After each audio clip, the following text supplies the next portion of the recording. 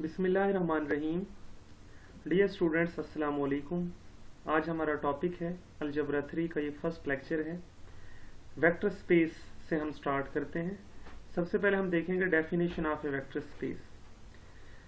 A set V of mathematical objects such as real numbers, complex numbers, matrices, polynomials in X, etc., called vectors, is called a vector space or linear space over a field F if it satisfies the following conditions. यानी हमारे पास कोई set non empty set V है of mathematical objects, इसमें इस तरह के numbers हो सकते हैं। तो ये जो हमारे नंबर्स हैं, इसके जो एलिमेंट्स हैं V के, इनको हम कहते हैं वेक्टर्स। तो ये जो नॉन एम्प्टी सेट V है, ये वेक्टर स्पेस या लीनियर स्पेस कहलाती है ओवर द फील्ड F, अगर ये इन कंडीशंस को सेटिस्फाई करे। अब ये कंडीशंस क्या हैं? सबसे पहले कुछ एक्सियम्स हैं, ये VA1 से लेकर VA5 तक। ये एक्सियम्स हमें बताते हैं कि इफ़ U भी बिलोंग्स टू V, अगर कोई दो एलिमेंट्स U और V को बिलोंग करते हैं तो इनका सम हमेशा V को बिलोंग करे। सेकंड, अगर U और V को बिलोंग करते हैं तो U plus V is equal to V plus U, यानी कम्यूटेटिव लॉ इसमें होल्ड करना चाहिए। उसके बाद इसकी जो प्रॉपर्टी थर्ड है, आप देखें कि U V W, अगर तीन वेक्टर्स V से हैं तो U plus V plus W is equal to U plus V plus W, यानी एसोसिएटिव प्रॉपर्टी यहाँ होल्ड करनी चाहिए। और ऑपरेशन यहाँ पे कौन सा है? एडिशन का। VA4 there exists a zero vector 0 such that U plus 0 is equal to U, यानी इस V के अंदर एक ऐसा वेक्टर 0 होना चाहिए कि उसे V के किसी भी वेक्टर में अगर ऐड करें तो उस पर कोई फर्क ना पड़े, तो फिर ये 0 कहलाता है एडिटिव आइडेंटिटी। इसी तरह V के हर वेक्टर के लिए उसमें एक उसका एडिटिव इनवर्स मौजूद होना चाहिए, जिसे हम कहेंगे minus U। For every U belongs to V there is an element or vector minus U belongs to V such that अगर इन दोनों को ऐड किया जाए तो रिजल्ट हमारे पास एडिटिव आइडेंटिटी आना चाहिए। ये हमारे एक्सियम्स हैं, 5 एक्सियम्स जो कि होल्ड करने चाहिए इस नॉन एम्प्टी सेट V में with respect to the operation addition. अगर आप गौर करें तो ये पांचों ऑपरेशंस हमें ये बता रहे हैं कि जो हमारा ये V है, नॉन एम्प्टी सेट V, ये अंडर एडिशन ग्रुप है, यानी V plus is an abelian group. अगर हम इन पांचों प्रॉपर्टीज को एक ही कंडीशन में लिखना चाहें तो हम लिख सकते हैं कि फर्स्ट कंडीशन ये सेटिस्फाई होनी चाहिए कि V plus is an abelian group. उसके बाद हम आगे चलते हैं, इन एक्सियम्स को कहते हैं एक्सियम्स ऑफ एडिशन। उसके बाद हमारे पास हैं एक्सियम्स ऑफ स्केलर मल्टीप्लिकेशन, ये भी सेटिस्फाई होने चाहिए। ये क्या है? जो हमारा स्केलर मल्टीप्लिकेशन SM1 से लेकर SM5 तक, ये भी पांचों जो एक्सियम्स हैं, जो पांचों प्रॉपर्टीज हैं, ये भी इस नॉन एम्प्टी सेट V में होल्ड करनी चाहिए। अब ये क्या है?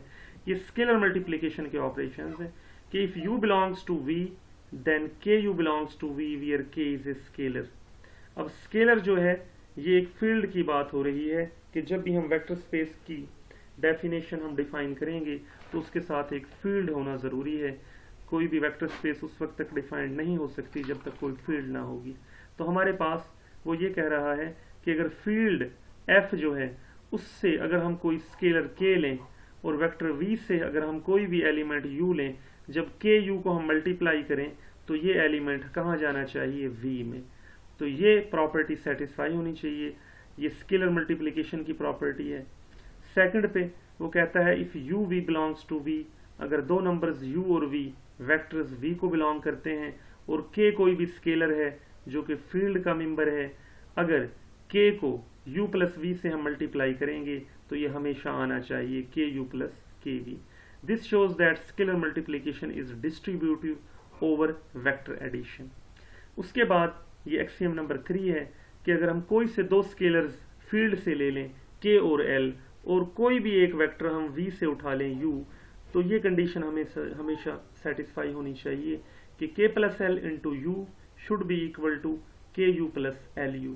और इसी तरह ये प्रॉपर्टी नंबर 4 है कि अगर K और L दोनों हमारे फील्ड को बिलोंग करें और U हमारा वेक्टर स्पेस को बिलोंग करे, तो K into L U should be equal to K L into U should be equal to L into K U. ये हमारे पास कंडीशन होल्ड करनी चाहिए। और प्रॉपर्टी नंबर 5 स्केलर मल्टीप्लिकेशन की ये है कि अगर वेक्टर स्पेस V से यानी नॉन एम्प्टी सेट V से हम कोई भी वेक्टर उठाएं U और फील्ड का आइडेंटिटी एलिमेंट 1 अगर हम लें, तो 1 को फील्ड की जो आइडेंटिटी है मल्टीप्लिकेटिव आइडेंटिटी 1, अगर हम उसे किसी भी वेक्टर से मल्टीप्लाई करें तो उस वेक्टर पे कोई फर्क नहीं पड़ेगा। 1 into U is equal to U. अगर ये कंडीशन सेटिस्फाई हो, वो कहता है 1 is the identity element of R. R हमारी यहाँ पे फील्ड है, उसने यहाँ पे फील्ड को स्पेसिफिक आर लिया हुआ है, हम एफ से बी से डिनोट कर सकते हैं। अगर ये कंडीशन सेटिस्फाई हो, यानी हमारे पास ये 10 कंडीशंस हैं, अगर ये 10 कंडीशंस हमारी सेटिस्फाई हो किसी नॉन एम्प्टी सेट V में ओवर द फील्ड F, अगर ये 10 कंडीशन सेटिस्फाई हो तो हम कहते हैं V is a vector space over the field F। V के एलिमेंट्स को हम कहेंगे वेक्टर्स और F के एलिमेंट्स को हम कहेंगे स्केलर्स। तो ये आपकी डेफिनेशन थी वेक्टर स्पेस की। जब भी आपको कोई नॉन एम्प्टी सेट V दिया हुआ हो और उसके साथ कोई फील्ड दी हुई हो और वो आपसे कहे कि प्रूव करें ये V जो है वेक्टर स्पेस है या लीनियर स्पेस है ओवर द फील्ड F, तो आपको ये 10 कंडीशंस प्रूव करनी होंगी। अगर ये 10 कंडीशंस प्रूव हो जाती हैं तो फिर हम कहेंगे कि V वेक्टर स्पेस है ओवर द फील्ड F। और जब भी वो आपको कोई नॉन एम्प्टी सेट V देगा और कोई फील्ड देगा, तो वहां आपको दो ऑपरेशंस लाजमी डिफाइन करेगा, एक स्केलर मल्टीप्लिकेशन और एक वेक्टर एडिशन। यानी उस V में वेक्टर एडिशन किस तरह डिफाइन हो रही है और स्केलर मल्टीप्लिकेशन किस तरह डिफाइन हो रही है, ये दो आपको ऑपरेशंस ऑलरेडी वो देगा। इन ऑपरेशंस को दे के वो आपसे कहेगा कि चेक करें ये वेक्टर स्पेस है या नहीं। इसके बाद हम आगे चलते हैं। नोट करें, वो कहता है from axioms VA1 to VA5, यानी हमारे जो वेक्टर एडिशन के ऑपरेशंस थे 1 से लेकर 5 तक, it follows that the set V is an abelian group under the operation of vector addition. ये बात मैं पहले कर चुका हूँ। वो हमारे वेक्टर एडिशन के जो ऑपरेशंस हैं 1 से 5 तक अगर वो सेटिस्फाई होते हैं तो हम इन पांचों को एक ही कंडीशन में लिख सकते हैं कि V जो है वो हमारा एबेलियन ग्रुप होगा अंडर एडिशन। उसके बाद सेकंड पे है because of the fact that, यहाँ पे वेक्टर स्पेस आना चाहिए, that A vector space is always defined over a field F। जाहिर है वेक्टर स्पेस को डिफाइन होने के लिए एक फील्ड चाहिए, तो जब भी हम वेक्टर स्पेस डिफाइन करेंगे तो हमें एक फील्ड चाहिए F। तो इसलिए जब हम कहेंगे कि vector space V is also refer to as an ordered pair VF, जब भी हम वेक्टर स्पेस की बात करेंगे तो वो हमेशा किसी फील्ड के ऊपर वेक्टर स्पेस होगी, तो यहाँ उसकी फील्ड मेंशन होगी और ये V, F पैरेंथेसिस के अंदर हम इस तरह से लिख सकते हैं। यानी अगर V हमारा नॉन एम्प्टी सेट है, अगर फील्ड हम फर्ज किया सेट ऑफ रियल नंबर्स ले रहे हैं, तो यहाँ पे हम लिखेंगे R, V, R पैरेंथेसिस के अंदर। इसका मतलब होगा V is a vector space over the field R। अगर F की जगह C आ जाए सेट ऑफ कॉम्प्लेक्स नंबर्स, तो यहाँ पे ये ऑर्डर्ड पेयर हमें ये शो करेगा कि V is a vector space over the field of complex numbers. Third पे आप देखें the vector space V over the field R of real numbers, यानी अगर हमारी कोई वेक्टर स्पेस V किसी फील्ड रियल नंबर्स पे वेक्टर स्पेस है, अगर F की जगह हम स्पेसिफिक R लगा दें, ये हमारी फील्ड है हम जानते हैं, तो ये जो वेक्टर स्पेस V है over the field of real numbers can be regarded as an ordered pair VR। हम इसे VR से रिप्रेजेंट करेंगे। The vector space V over the field R is referred to as real vector space. और ये जो vector space है, जो भी हमारा ये V नॉन एम्प्टी सेट होगा, अगर ये हमारी vector space over the field R होगी, तो हम इस वेक्टर स्पेस को हमेशा कहेंगे it is a real vector space. Whereas the vector space V over C, यानी C हमारा फील्ड ऑफ कॉम्प्लेक्स नंबर्स है, अगर कोई वेक्टर स्पेस हमारी किसी फील्ड ऑफ कॉम्प्लेक्स नंबर्स पे वेक्टर स्पेस होगी, तो ये जो वेक्टर स्पेस है ये कहलाएगी हमारी कॉम्प्लेक्स वेक्टर स्पेस। अब कुछ एग्जांपल्स हैं वेक्टर स्पेसेस की, इन्हें हम देखते हैं। ये ऑलरेडी आप लोग बीएससी में पढ़ चुके हैं या पिछली क्लासेस में आप लोग पढ़ के आए हैं, ये हमारी रिवीजन चल रही है। एग्जाम्पल नंबर 1 देखें, the set of all vectors in X Y plane. X Y plane के अंदर जो तमाम हमारा सेट ऑफ वेक्टर्स है, यानी हमारे जो set of all ordered pairs हैं X Y, where X Y belongs to R under the usual operations of vector addition and multiplication by real numbers is a vector space over the field R. ये हमारे, मैंने आपको बताया था, जब भी वो ये कहेगा कि कोई भी नॉन एम्प्टी सेट V किसी फील्ड पे वेक्टर स्पेस है या नहीं, तो आपको दो ऑपरेशंस देगा कि जो दो वेक्टर्स हैं V के, उनके दरमियान एडिशन किस तरह डिफाइंड है और स्केलर मल्टीप्लिकेशन किस तरह डिफाइंड है। तो यहाँ पे ये देखें, वो दोनों ऑपरेशंस उसने दे दिए हैं कि एक्स वाई अगर हमारा मेंबर है R2 का, R2 हमारी क्या है, प्लेन है, एक्स वाई प्लेन, तो एक्स वाई जाहिर है पॉइंट होगा R2 का, एक्स डैश वाई डैश भी R2 का पॉइंट है। तो इन दो पॉइंट्स को ऐड, किस तरह एडिशन डिफाइंड है कि component wise, first component first में ऐड हो जाएगा और सेकंड कंपोनेंट सेकंड कंपोनेंट में ऐड हो जाएगा, या फर्स्ट ऑर्डर्ड पेयर का फर्स्ट एलिमेंट में ऐड होगा और ऑर्डर्ड पेयर का सेकंड एलिमेंट में ऐड होगा।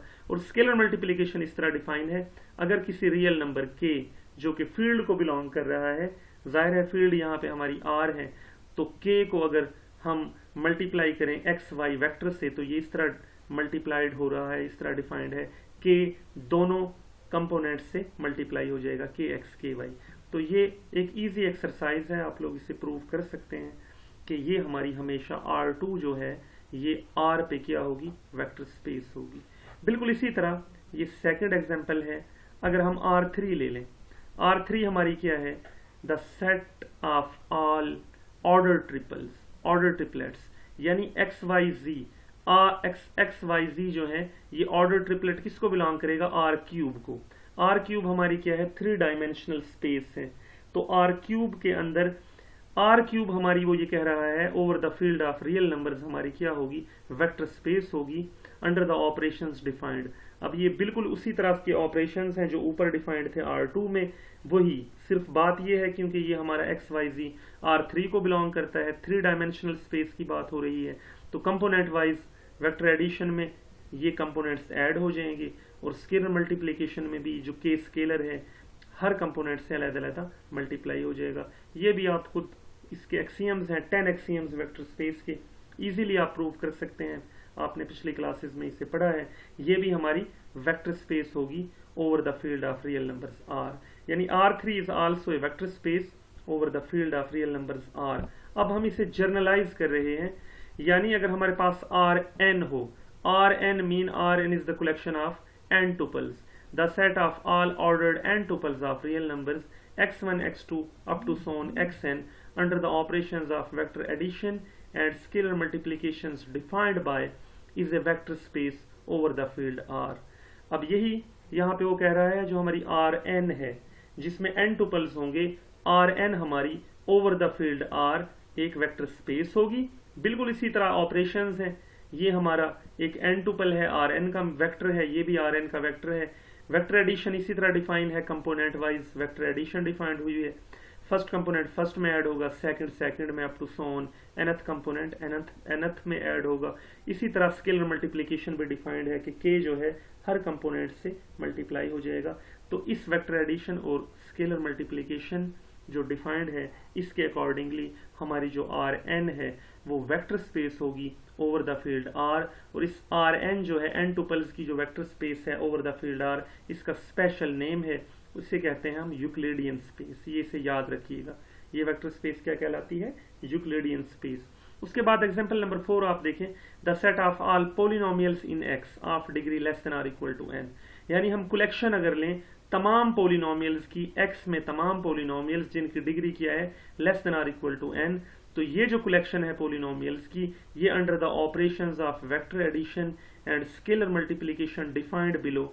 ये मैंने कहा था कि वेक्टर एडिशन और स्केलर मल्टीप्लिकेशन आपको गिवन होगी, तो कहता है जो यहाँ पे ये गिवन है नीचे, इसके अकॉर्डिंगली ये जो हमारा set of all polynomials in x of degree less than और इक्वल टू n है, ये हमारी over the field of real numbers, ये स्केलर की यहाँ पे बात कर रहा है, स्केलर हमारे क्या है, रियल नंबर्स, तो over the field of real numbers ये भी हमारी क्या बनेगी, एक वेक्टर स्पेस बनेगी। तो यहाँ पे उसने एडिशन जो डिफाइंड की है दो पोलिनोमियल्स की, आप देख लें एडिशन और स्केलर मल्टीप्लिकेशन किस तरह से डिफाइन कर रहा है। यहाँ पे आप देखें, if px and qx are two such polynomials given by px, अगर इस तरह का पोलिनोमियल है, जाहिर है degree less than or equal to n के होंगे, तो इसकी शेप इस तरह की होगी, इन जनरल हम ले रहे हैं। इसी तरह qx की शेप जो है हमारी polynomial of degree less than or equal to n इस तरह की होगी। तो वेक्टर एडिशन वो किस तरह डिफाइन कर रहा है, p of x plus q of x। आप देखें इन दोनों पोलिनोमियल्स को वो ऐड कर रहा है।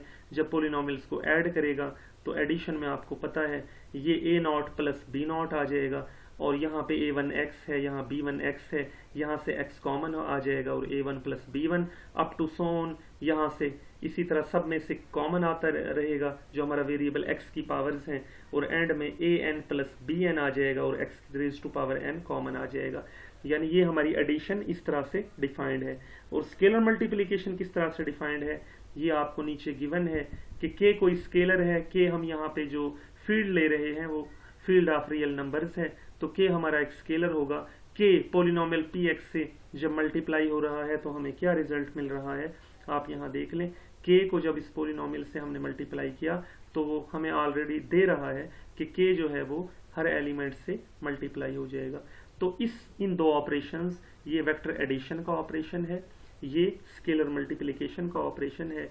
इन ऑपरेशंस के अंडर आपकी जो ये कलेक्शन ऑफ पोलिनोमियल्स है of all of degree less than or equal to n over the field of real numbers, ये आपकी वेक्टर स्पेस होगी और इसे हम डिनोट करेंगे pn के साथ। इसी तरह बिल्कुल नीचे एक एग्जांपल दी हुई है, आप देख सकते हैं, the set m by n, the set m by n of all m by n matrices having real or complex elements with vector addition defined as the usual matrix addition and the scalar multiplication as the usual multiplication of matrix by a scalar is a vector space। अब वो यहाँ पे कह रहा है कि आपकी जो सेट है m by n, ये आपने पढ़ा हुआ है, ये कलेक्शन है of all matrices having order m by n order के ये तमाम मैट्रिसेस की कलेक्शन है।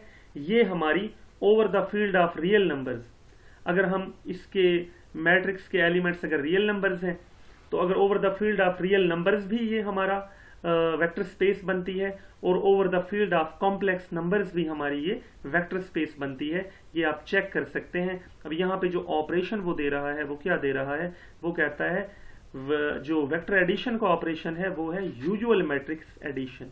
जाहिर है जब दो इसके अंदर क्या पड़े हुए हैं, matrices of order n by n, जब आप दो मैट्रिसेस को ऐड करेंगे, किस तरह ऐड करना है, ये यूजुअल मैट्रिक्स एडिशन है। यानी मैट्रिक्स एडिशन आपको करनी आती है, दो मैट्रिसेस ऑफ सेम ऑर्डर को जब आप ऐड करते हैं तो आपके यानी जो आपका a11 है वो a11 में ऐड होगा, a12 जो है a12 में ऐड होगा, इसी तरह aij जो है आपका वो सेकंड वाले के जो bij होगा उसमें ऐड होगा। और स्केलर मल्टीप्लिकेशन भी आपने पढ़ी हुई है कि जब किसी स्केलर को हम किसी मैट्रिक्स से मल्टीप्लाई करते हैं तो वो उसकी हर एंट्री से मल्टीप्लाई हो जाता है। तो वो ये कह रहा है ये जो हमारा कलेक्शन है of matrices m by n, ये हमारी over the field of real numbers भी वेक्टर स्पेस बनेगी और over the field of complex numbers भी वेक्टर स्पेस बनेगी। ये तमाम आप इजीली कर सकते हैं। इन पर्टिकुलर फिर वो पर्टिकुलर केसेस ले रहा है द सेट्स m2 by 2। अगर हम कलेक्शन ले लें 2 by 2 मैट्रिसेस की, या हम कलेक्शन ले लें सारे के सारे 3 by 3 मैट्रिसेस की, are also vector spaces under the usual operations of matrix addition and scalar multiplication। तो हमारे ये जितनी भी कलेक्शंस हैं m22 m33 ये सारे की सारी वेक्टर स्पेसिस होंगी under the usual operations of matrix addition and scalar multiplication। और ये दोनों बनेगी over the field of real numbers भी हमारी वेक्टर स्पेसिस बनेगी, और जब अगर इनकी एंट्रीज कॉम्प्लेक्स नंबर्स हों तो ये over the field of complex numbers भी हमारी वेक्टर स्पेसिस बनेगी। अब नीचे addition properties of vector space, कुछ प्रॉपर्टीज हैं वेक्टर स्पेस की, इन्हें भी हम इजीली कर सकते हैं। ये प्रॉपर्टीज क्या हैं, जाहिर है जब हम कहेंगे कि वी वेक्टर स्पेस है ओवर द फील्ड R या ओवर द फील्ड F, यहाँ पे उसने फील्ड को अगर R से डिनोट किया है तो वो कहता है कि अगर v के जीरो को, जीरो जो है वो v को बिलोंग करता है, बल्कि इसे लिखना चाहिए था x v को बिलोंग करता है, क्योंकि यहाँ x की बात आ रही है। x v को बिलोंग करता है और जीरो r को बिलोंग करता है, तो 0x इज इक्वल टू 0। बल्कि दोनों की बात हो रही है कि अगर या रियल नंबर्स का जीरो हो या वेक्टर स्पेस v का जीरो हो, ये दोनों जीरो जब किसी भी वेक्टर से मल्टीप्लाई होंगे तो रिजल्ट हमेशा हमारा क्या आएगा, जीरो आएगा। ये पहली प्रॉपर्टी है। इसका प्रूफ नीचे दिया हुआ है, बड़ा इजी प्रूफ है, सिंपल, आप पिछली क्लासेस में पढ़ के आए हैं।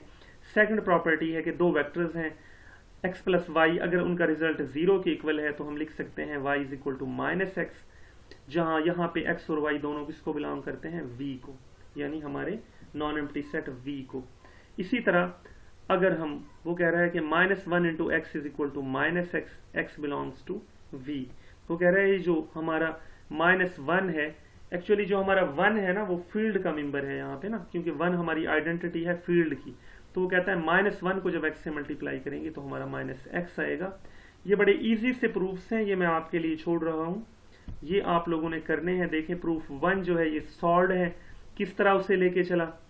ये x को हम लिख सकते हैं वन इंटू एक्स, ये हमारी वेक्टर स्पेस की 10th प्रॉपर्टी थी कि किसी भी वेक्टर को फील्ड के वन से मल्टीप्लाई करें तो वो x ही आता है। तो x is equal to one into X, फिर वन को हम लिख सकते हैं वन प्लस जीरो, क्योंकि फील्ड में जीरो भी मौजूद है, तो फील्ड का वन अगर जीरो में ऐड होगा तो हम लिख सकते हैं one should be equal to one plus zero. यहाँ पे फिर ये प्रॉपर्टी वेक्टर स्पेस की प्रॉपर्टी लगी, तो ये one into X plus zero into X, क्योंकि ये दोनों स्केलर्स थे, ये हमारा वेक्टर था, तो वेक्टर स्पेस की प्रॉपर्टी लगेगी जो हमारी स्केलर मल्टीप्लिकेशन वाली प्रॉपर्टीज थी। तो ये हमारा x प्लस जीरो एक्स आ जाएगा। यहाँ से माइनस एक्स जो है ऐड कर दें ऑन बोथ साइड्स, आप देख लें माइनस एक्स हमने ऐड किया तो यहाँ से ये लेफ्ट पे हमारा जीरो आ गया।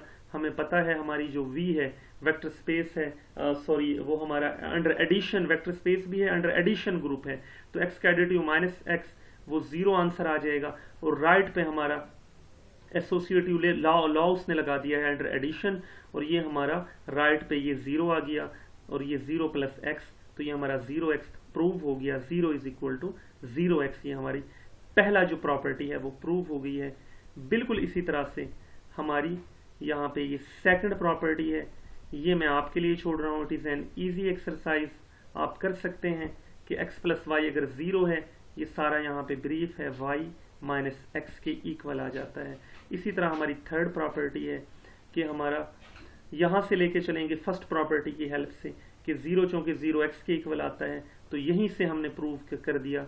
ये बिल्कुल इजी है, आप देख सकते हैं कि माइनस वन इंटू एक्स जो है वो हमारा माइनस एक्स के इक्वल आया है। तो ये हमारी वेक्टर स्पेस टॉपिक था जो मैंने आपको आज ब्रीफ किया है। इससे अगला टॉपिक हम पढ़ेंगे सब space of a vector space. तो ये जितनी भी मैंने आपको एग्जांपल्स पीछे बताई हैं, आप इनकी प्रैक्टिस करें, इन तमाम को आपने प्रूव करना है, यानी जो आपके 10 प्रॉपर्टीज़ हैं वेक्टर स्पेस की, उन 10 प्रॉपर्टीज़ को आपने इन सब में प्रूव करना है। तो ये आपकी असाइनमेंट भी है। ये जितनी भी एग्जांपल्स मैंने पीछे डिस्कस की हैं, इन तमाम में आपने ये सारी जो वेक्टर स्पेस की प्रॉपर्टीज़ हैं, ये हमारी सारी की सारी 10 प्रॉपर्टीज़ को आपने प्रूव करना है, और प्रूव करने के बाद आपने शो करना है कि ये जो एग्जांपल्स दी गई हैं ये ओवर द गिवन फील्ड क्या है, वेक्टर स्पेस हैं। तो डियर स्टूडेंट्स, अल्लाह हाफिज़। नेक्स्ट लेक्चर के साथ इंशाल्लाह फिर आपसे मुलाकात होगी। अपना ख्याल रखिएगा। अल्लाह हाफिज़।